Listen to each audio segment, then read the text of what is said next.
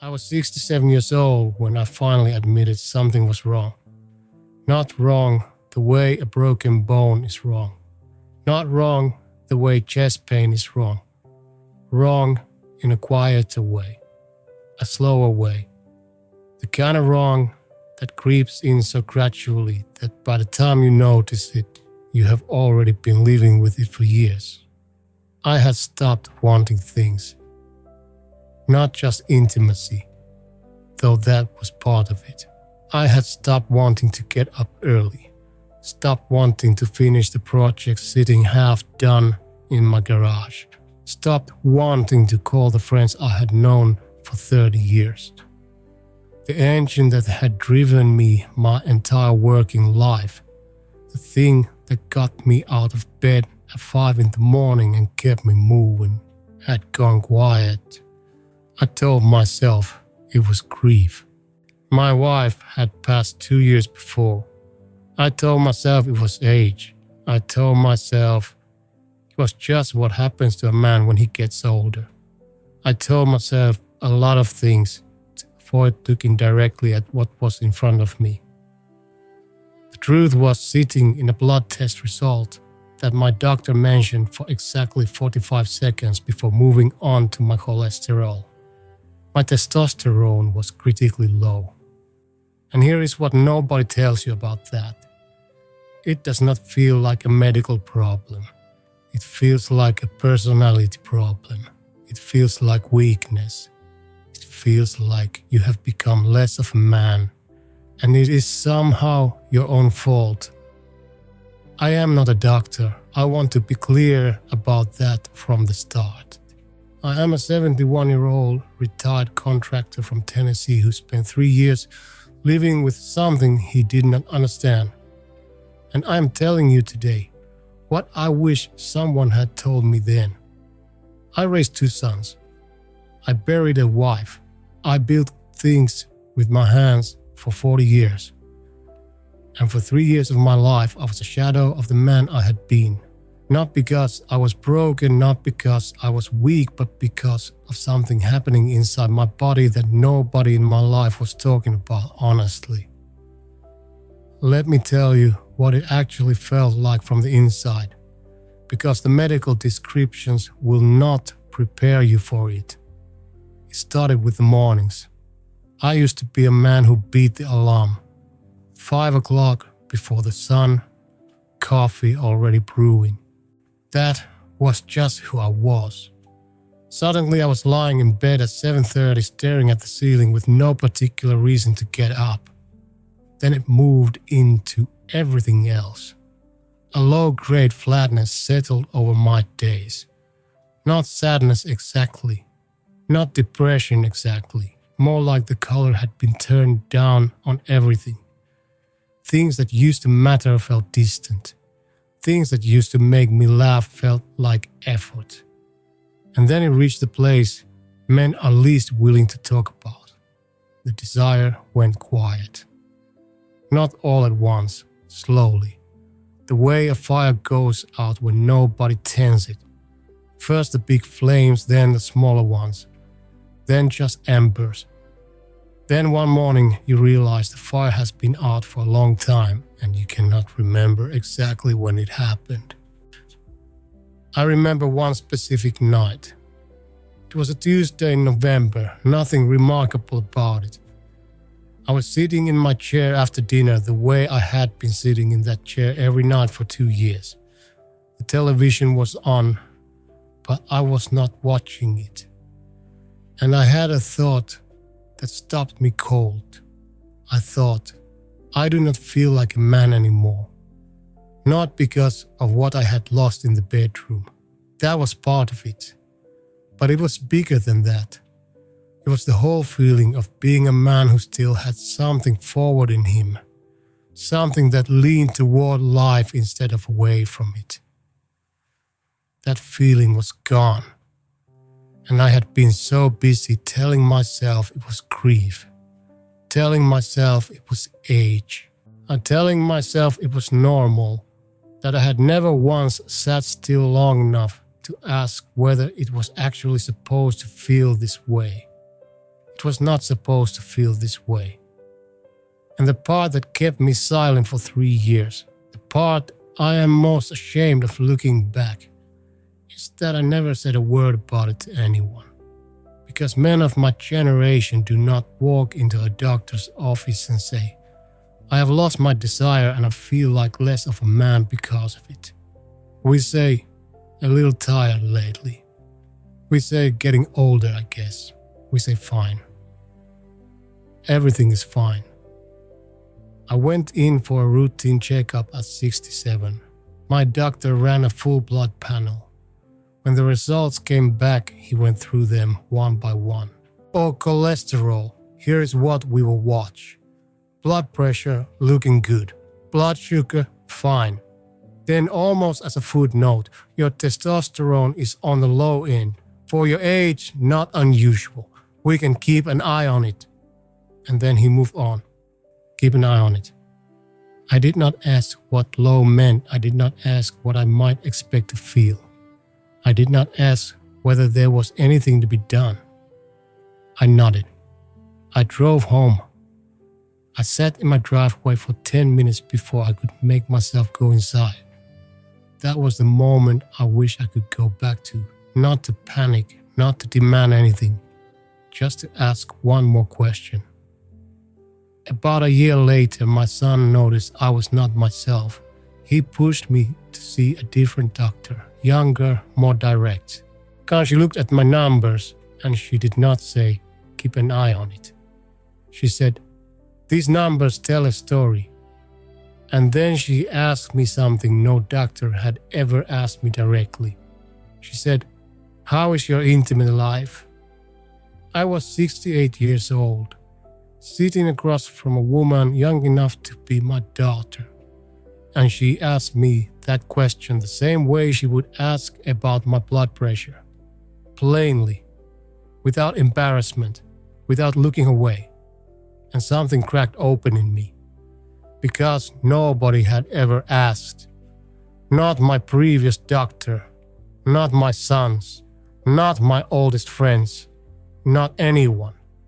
I told her the truth, that for 2 years I had felt almost nothing in that department, that I had assumed it was grief, and that I had assumed it was just what old age looked like, that I had been quietly carrying a shame I could not explain to a single person in my life. She listened without writing anything down. Then she said something I have thought about almost every day since. She said, what you're describing is not who you are. It is a number in your blood. And in my experience, men deserve to understand their own numbers. We had a long conversation that day. The kind of conversation I wish I had been having for 2 years. She walked me through what the research shows about testosterone as men age. She explained what the options are and what they are not. She was honest about what might help and what might not. She did not make promises. She did not sell me anything. She just gave me information. And then she let me decide what to do with it. That conversation alone, before anything else changed, shifted something in me. Because for 3 years, I had been living as though what I was feeling was a verdict on my character, a sign that I had become someone lesser, someone finished.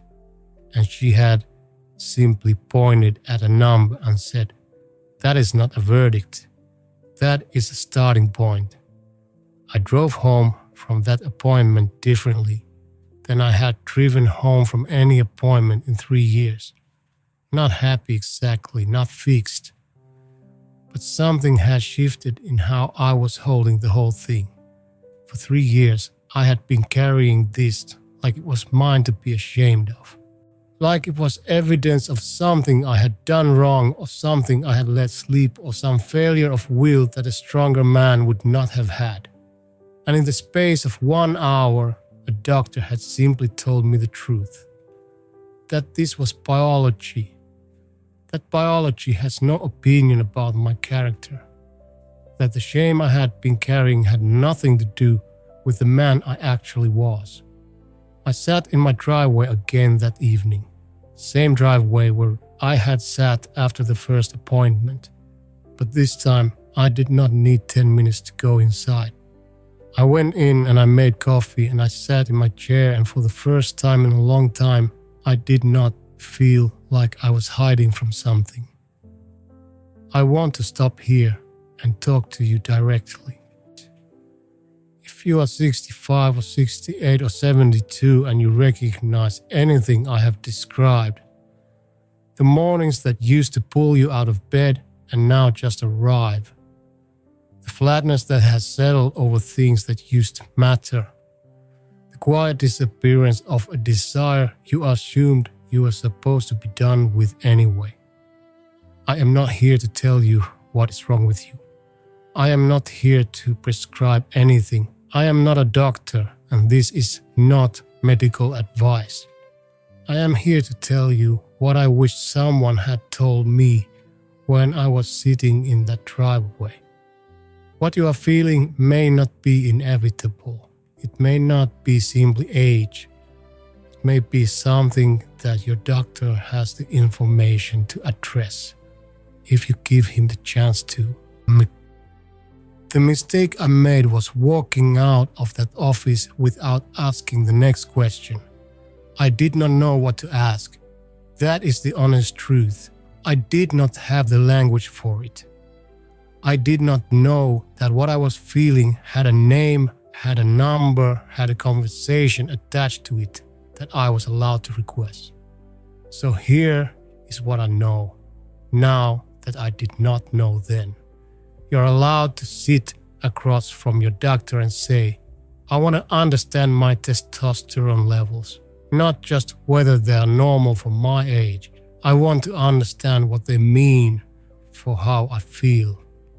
And I want to have an honest conversation about my options. That is not demanding too much. That is not making a fuss.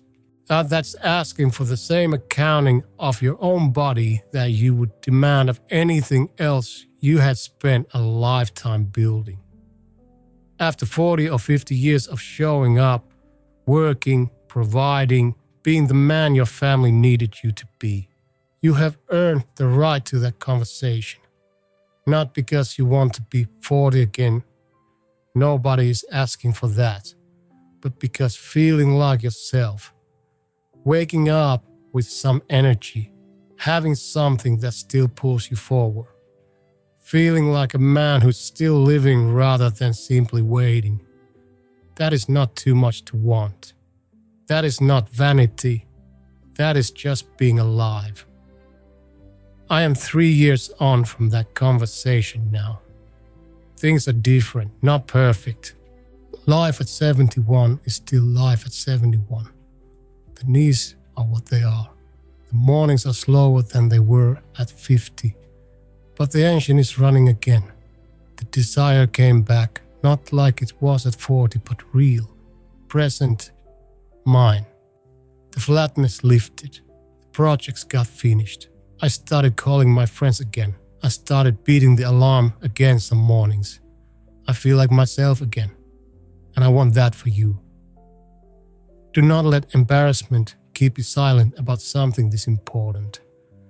Do not let a 45-second footnote be the last word on how the rest of your life feels. Do not treat something that may be addressable as though it's simply the price of getting old. You are not less of a man because your body has changed. Every man's does. The question is only whether you're going to ask the next question. Reclaim your mornings. Reclaim your drive. Reclaim the part of you that still wants something when you wake up. That part is not gone. It's just waiting for you to ask about it. If something in this reached you, if you have been carrying this quietly and no one has ever said it to you plainly, subscribe to this channel. There are more conversations here that nobody else is having. Hit the like button so other men like us can find this. And leave me a comment. Have you had this conversation with your doctor? Did he take it seriously? Or did you hear what I heard? Keep an eye on it and walk out not knowing what to do next. Tell me. I am reading every single one.